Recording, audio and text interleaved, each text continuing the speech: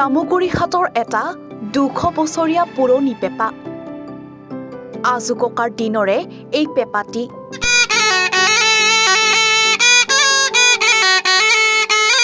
আজিও সযতনে ৰাখিছে ৯০ ঊৰ্ধৰ সোণ বৰুৱা ককাই।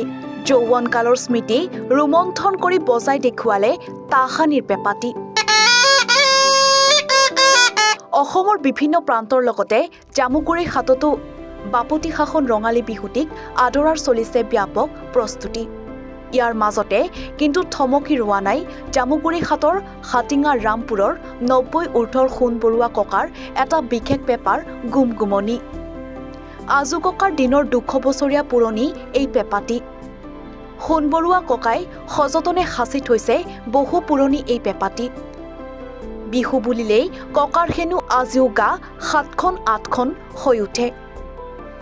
যৌৱনকালৰ স্মৃতি ৰোমন্থন কৰি সোণ ককাই জীৱনৰ বিয়লি বেলাত ঘৰৰ পদূলিতে বহি পেপা বজাই ৰঙালী বিহুটিক আদৰণি জনোৱা দেখা গৈছে। নঙলাৰ মুখত ৰঙালী বিহুৰ মোৰ উৎসৱটো মোৰ পেপাই সকলোকে জাননী দিয়ে। হয়তো ইয়াত আশে পাশে সুধিলেও ক'ব যে সোণ কাকাই বিহু আহিল মাত্ৰ পেপা নেথাই ফোপাই হ'লেও পেপাটো বজাই থাকে অকলে। আকৌ ল'ৰা ছোৱালীবিলাকক আহিলে লগতে ভালো লাগে, তেতিয়া মই ল'ৰা ছোৱালীবিলাকতো লগত আকৌ কোনোবাই মাতে আকৌ গৈ পেলাই আকৌ গছৰ তলৰ পাই যাওঁগৈ এতিয়াও। কিন্তু খোজকাঢ়ি যাব নোৱাৰোঁ, থিয় হৈ থাকিবও নোৱাৰোঁ, কিন্তু চকী এখন দি লৈ যায়। বয়সটো প্ৰায় ৯০ বছৰে হ'ল আৰু প্ৰায় মানে প্ৰায়ে আৰু পেপাটো হ'ল মোৰ পিতাৰ দিনৰ পিতাৰ পৰাহে মই পেপাটো পাইছোঁ। কিন্তু এতিয়া হেনো কাকা দিনৰ আছিলে বুলি কৈছিলে। এইটো ২০০টো প্ৰায়ে হ'ল।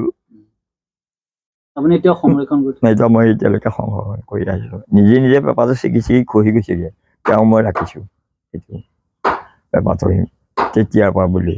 তাক ধুনীয়াকৈ পৰিপাটিকৈ নোৱাই ধুৱাই ৰাখোঁ মই। বিহুটো আহিলে মই পেপা হালধি মাহ দি মই নোৱাওঁ। মোৰ বাঁহী পেপা চব উলিয়াই লৈ মই ধুনীয়াকৈ নোৱাই ধুৱাই আকৌ ধুনীয়াকৈ সোমাই যাওঁ।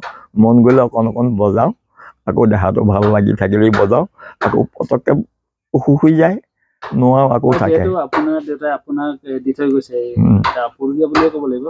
আপুনি নথকা অৱস্থাত কেনেধৰণৰ সংৰক্ষণ কৰাৰ কথা সংৰক্ষণ মানে মোৰ মাটি যিখিনি আছে তেওঁলোকক কৈছোঁ যাতে মোক জীয়াই ৰাখিবলৈ হ'লে তোমালোকে এই পেপাটো তোমালোকে ব্যৱহাৰ কৰা।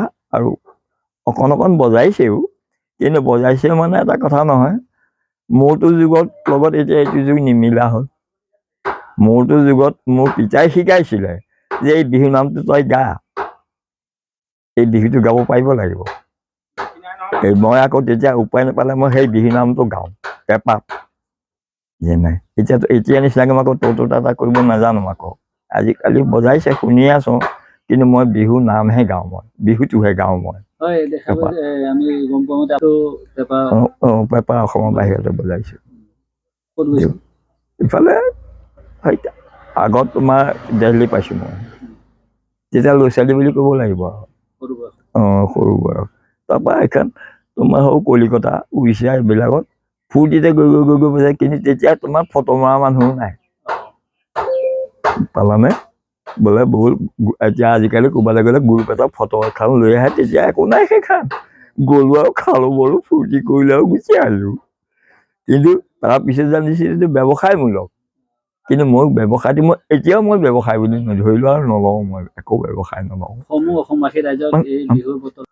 সমূহ অসমবাসী ৰাইজক মই মোৰ সেৱাৰে মই গ্ৰহণ কৰি কৈছোঁ যে আপোনালোকে এইটো সদায় মনত ৰাখিব যে অসমীয়া বিহু উৎসৱটো চবতকৈ ওপৰত। সেই অসমৰ বিহুতে অসমক জীয়াই ৰাখিব পাৰে। আৰু মই নিজে এতিয়া গম পাইছোঁ, য'তে যাওঁ ত'তে হ'লেও সেই বস্তুটো মই পাওঁ, আৰু পালে মোৰ বৰ আনন্দ লাগে। সেই দেখি মই কৈছোঁ যে অসমত আৰু এই বিহু উৎসৱটোতকৈ ওপৰত নাই। কিয় মই বিহু বুলি ক'লোঁ, এতিয়াও মই যেতিয়া ৮০-৯০ বছৰত যেতিয়া পগলা হোৱা দি সময়টো কি বস্তু, তেতিয়াহ'লে মই নিজকে চিন্তা কৰোঁ, আৱেগ জড়িত হৈ যায়, মই নিজক পাহৰি যাওঁ তেতিয়া। নদুৱাৰ পৰা ইনজামামুল হকৰ ৰিপৰ্ট, এনিভাৰো 24।